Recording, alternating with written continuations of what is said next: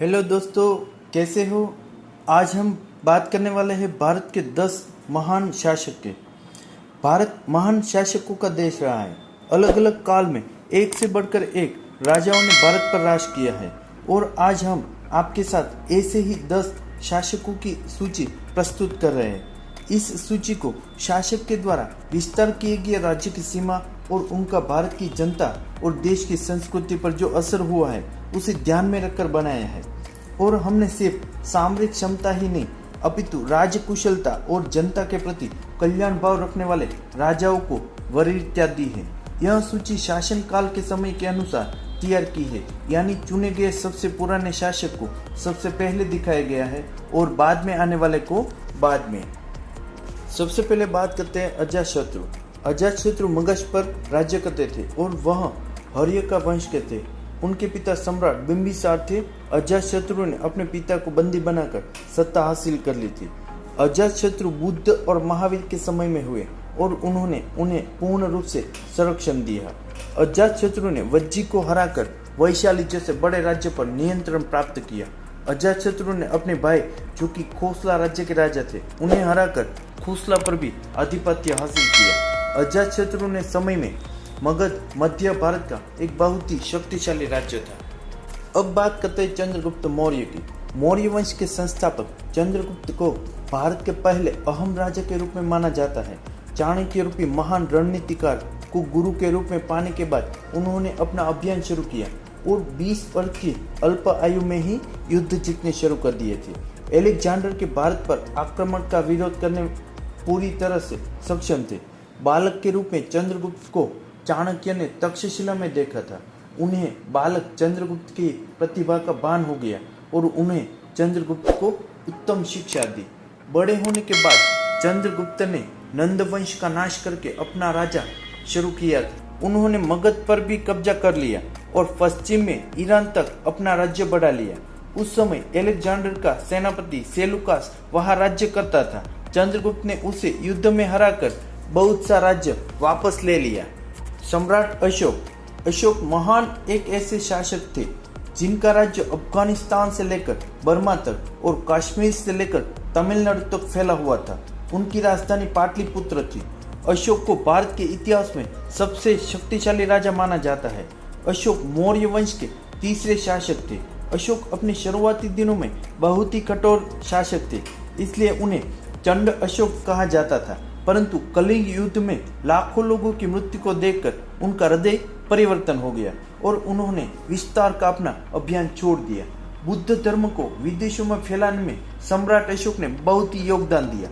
भारत का राष्ट्रीय प्रतीक और झंडे का चक्र अशोक स्तंभ से लिया गया है। कृष्णदेवराय। दक्षिण के महान राजा कृष्णदेवराय विजयनगर के शासक थे। उन्होंने दक्षिण भारत में मुगल शासक की बढ़त को रोक दिया और बहुत से मंदिर बनवाए। कृष्णदेवराय तुलु वंश के तीसरे शासक थे।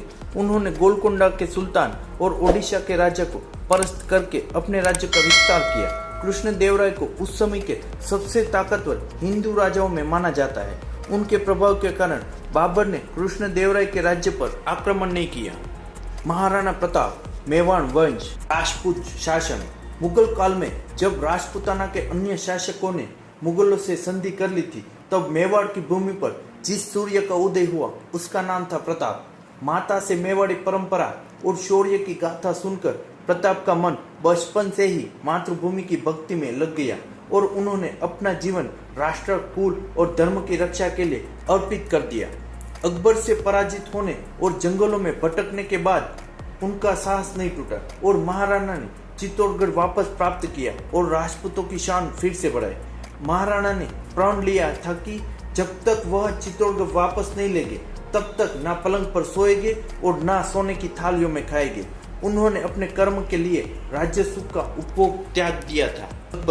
अकबर मुगल वंश के तीसरे शासक थे। उनका शासन गोदावरी नदी के उत्तर में लगभग पूरे भारतीय उपमहाद्वीप पर था। अकबर ही एक ऐसा राजा था जिसे हिंदू मुस्लिम दोनों ही धर्मों के लोगों से बराबर स्नेह और सम्मान मिला। विशाल मुगल राज्य को एकजुट करने के लिए अकबर ने अपने साम्राज्य भर में प्रशासन की एक केंद्रीकृत प्रणाली की स्थापना की और हारे हुए राजाओं के यहाँ शादी की कूटनीति द्वारा संभावित विद्रोह को खत्म किया। शिवाजी महाराज, मराठा शासन। शिवाजी शाहूजी भोसले मराठा शासन के बहुत ही लोकप्रिय और सफल शासक हुए। उन्होंने बहुत ही कम उम्र से गुरिल्ला युद्ध कला में महारत हासिल कर ली थी। छोटी उम्र से ही उन्हें देशभक्ति की असीम भावना थी और उन्हें मुगल शासक बिल्कुल भी पसंद नहीं थे। वे एक कुशल नेता, सफल राजनीतिक और चतुर रणनीतिकार थे। अपने उत्तम समय में उन्हें पास 1 लाख से भी ज्यादा सैनिक मौजूद थे।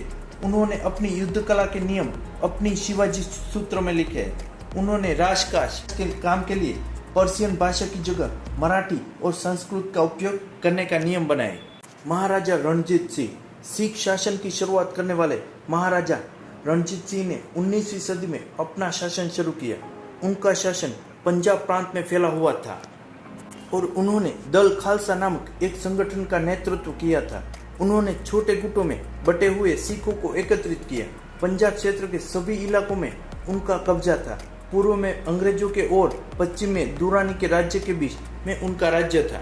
रणजीत सिंह जी ने पूरे पंजाब को एक किया और सिख राज्य की स्थापना की। महाराजा रणजीत सिंह ने अफगानों के खिलाफ कई लड़ाइयाँ लड़ी और पेशावर समेत पश्तून क्षेत्र पर अधिकार कर लिया। ऐसा पहली बार हुआ था कि पश्तूनों पर किसी गैर मुस्लिम ने राज किया हो। उसके बाद उन्होंने पेशावर, जम्मू कश्मीर और अनंतपुर पर भी अधिकार कर लिया। ब्रिटिश इतिहासकार J.T. व्हीलर ने अनुसार अगर वे एक पीढ़ी पुराने होते तो पूरे भारत को जीत लेते। टीपू सुल्तान 1782 में अपने पिता हैदर अली की मृत्यु के बाद टीपू मैसूर का शासक बना। वह अपने पिता की तरह महत्वाकांक्षी और कुशल सेना नायक तो था, किंतु उसकी तरह कूटनीतिज्ञ नहीं था। वह अंग्रेजों का कट्टर शत्रु था। उनकी शक्ति को नष्ट करने का साहस रखता था। वह स्वतंत्रता का ऐसा पुजारी था जो भारत माता को अंग्रेजों को बेचने के लिए तैयार नहीं था। उसने कभी भी लालच में आकर देशी राज्यों के विरुद्ध अंग्रेजों का साथ नहीं दिया। सयाजीराव गायकवाड़ देश के सबसे बड़े संस्थान के रूप में वडोदरा रियासत की पहचान होती है। इस संस्थान का नाम पूरे विश्व में पहुंचाने का श्रेय प्रगतिशील राजा सयाजीराव गायकवाड़ को जाता है। सयाजीराव का पूरा नाम गोपाल काशीराव गायकवाड़ था। पिता के अचानक निधन के बाद सिर्फ 18 साल की उम्र में उन पर वडोदरा रियासत की जिम्मेवारी आई। अपने कठोर परिश्रम से सयाजीराव ने वडोदरा रियासत को देश का दूसरा नंबर का सबसे घनी रियासत बनाया। दोस्तों, तो ये थी भारत के प्रभावशाली 10 राजाओं की सूची। निश्चित रूप से भारत ने कई अन्य महान राजाओं का शासन देखा है और संभव है कि कुछ महीनों में वे यहाँ दिए गए राजाओं की सूची से बेहतर हो। यदि आप उनके बारे में हमें बताना चाहते हैं तो कृपया कमेंट में माध्यम से बताएं।